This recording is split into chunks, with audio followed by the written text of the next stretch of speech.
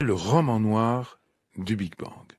Il s'agit de cette histoire étonnante où, entre 1920, 22 et jusqu'en 1945 pratiquement, des grands savants ont été persécutés par les deux grands régimes totalitaires, c'est-à-dire essentiellement le régime soviétique et l'autre le régime nazi, parce que ils ont démontré que l'univers n'est pas éternel, qu'il y a donc un moment créateur, en tout cas une création.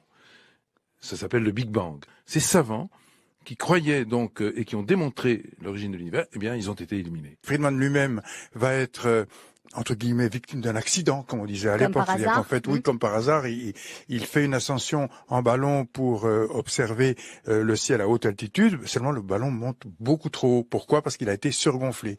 Et son élève, Gamov, qui lui a fui l'Union soviétique pour justement, il a été condamné à mort lui aussi, mais il a eu la bonne idée de s'en aller. Il est aux États-Unis, il dit voilà, notre maître a été assassiné.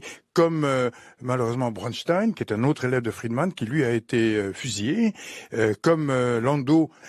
Bref, enfin, ils ont tous été persécutés. Et ça, c'est ce que nous avons Tués pour leurs idées, montrer. quoi, en fait. Tués pour leurs idées, oui, exactement. Ouais, tués pour leurs idées. À chaque fois Selon qu'on a vous réponse un tout petit peu avant tout le monde, on est critiqué, voire rejeté par la communauté. Donc aujourd'hui, il est Donc- rejeté par la communauté, Bah oui, il est même bien rejeté sûr. par ses propres équipes. Est-ce que ça veut dire que peut-être que dans 10, 15, 20 ans, 30 ans, on se dira il avait raison? Oui, je Est-ce que pense. vous pensez qu'il a raison? Je pense qu'il a raison et je soutiens bien évidemment. D'ailleurs, on a signé une pétition en ce sens. Hein. Nous pensons très sincèrement que Didier Raoult, dont le parcours scientifique est incontestable et supérieur à la plupart de ceux qui le critiquent, nous pensons qu'il détient des réponses. Parce que les molécules dont il parle, ce sont des molécules qu'il a testées, il en connaît les effets et il les défend et il dit voilà, ce sont ces molécules-là qu'il faut utiliser. Pour les vaccins, par exemple, lorsqu'il dit écoutez, moi, je fais davantage confiance aux vaccins des générations qui vont suivre, en particulier de ceux qui seront basés sur les technologies, entre guillemets, qu'on connaît bien, qu'on a expérimentées à la faveur de toutes les vaccinations de la grippe banale. Quand il dit ça, il se fait tomber dessus par tout le monde, mais je pense qu'il a largement raison.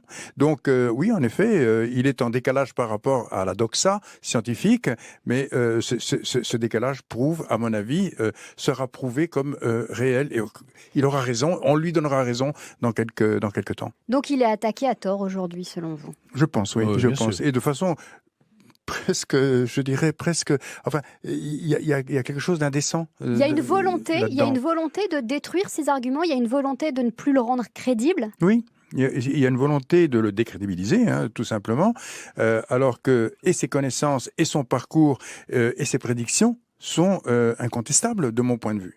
Après, on raconte qu'il a aussi bidonné un petit peu les études qui ont été faites. Mais ça, je pense que c'est faux. Ça, c'est faux. Je pense que c'est totalement faux. Je crois que on déforme le résultat de ses propres travaux pour, de manière ad hoc, fonder des arguments qui lui seraient opposés.